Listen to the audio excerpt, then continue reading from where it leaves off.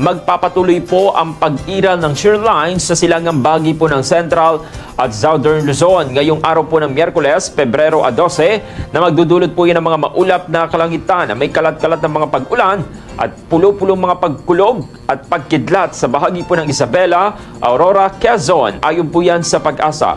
Samantala, ang Northeast Monsoon o Amihan ay magdadala naman po yan ng maulap na kalangitan na may mga pag-ulan sa bahagi po ng Cordillera at sa nalalabing bahagi po ng Cagayan Valley. Bahagyang maulap naman hanggang sa maulap na papawirin na may mga mahihinang mga pag-ulan naman ang mararanasan sa parte po ng Ilocos Region at iba pang bahagi ng Central Luzon. Dito naman po sa parte ng Mindanao, patuloy naman po ang pag-iral ng easterlies na magdadala ng maulap na panahon na may mga kalat-kalat na mga pag-ulan at pagkidlat, pagkulog. Bahagyang maulap hanggang sa maulap naman ang kalangitan na may mga pulo-pulo mga pag-ulan o pagkidlat, pagkulog ang mararanasan naman po sa parte ng Metro Manila at sa natitirang bahagi po ng ating bansa. Bukod dito, ang trough naman po o yung buntot ng isang low pressure area ay magdudulot din po yan ng mga maulap na panahon na may mga kalat-kalat na mga pag-ulan at pagkidlat, pagkulog sa parte naman po ng Palawan. Pinapayuhan naman po ang publiko, lalo na po ang mga nasa apektadong lugar na magdala ng mga panangga sa ulan at maging alerto sa posibleng pagbaha o pagguho ng lupa, dulot po yan ang patuloy na mga pag-ulan. Isang lindol na may lakas na magnitude 4.5 ang yumanig po sa Santa Pracedes, Cagayan. Ngayong Miyerkules po yan alas 7:18 ng umaga.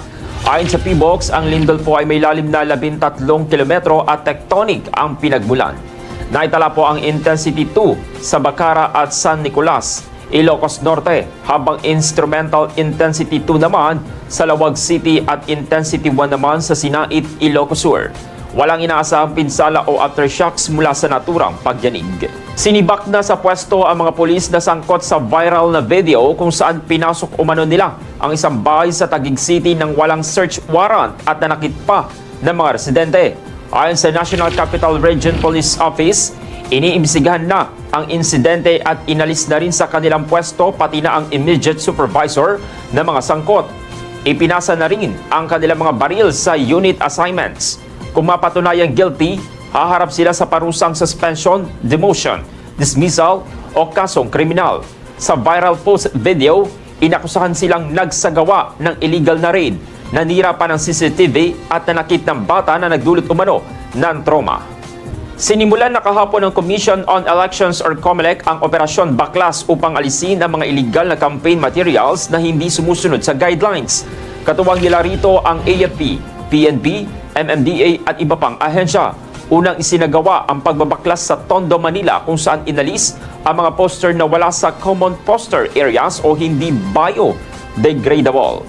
Nilinaw rin po ni COMELEC Chairman George Erwin Garcia na susundin ang tamang proseso. Ia-account at idodocument ang mga natanggal na materyales bago ipataw ang parusa. Pinalalahanan din ang mga kandidato na sumunod sa patakaran upang maiwasan ang diskwalifikasyon.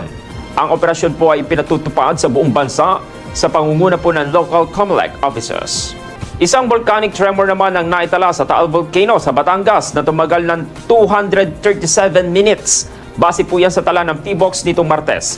Bukod dito, umabot po sa 1,097 tonelada na kada araw ang ibinugang sulfur dioxide o asupre ng volcano.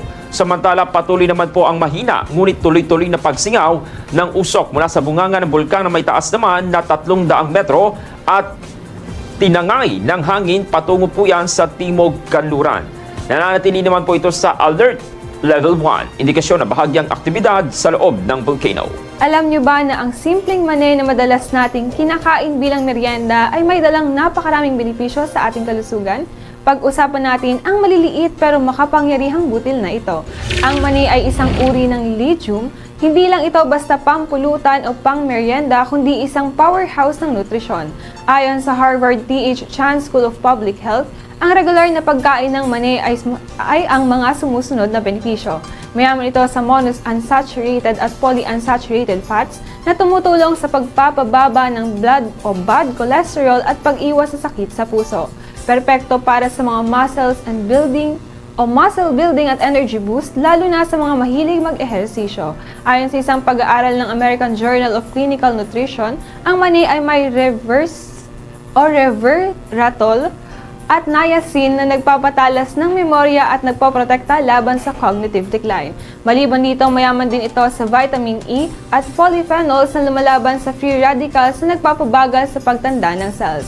Mababa rin ang glycemic index nito, kaya mainam ito para sa may mga diabetes o gustong umiwas sa biglang pagtaas ng blood sugar. Kaya naman mga kabalisong, kung naghahanap kayo ng malusog at masarap na snack, subukan niyong isama ang mani sa inyong diet.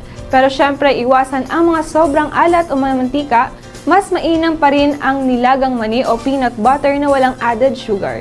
Kaya naman tandaan, maliit man ang mani, malaki ang benepisyo nito sa ating kalusugan.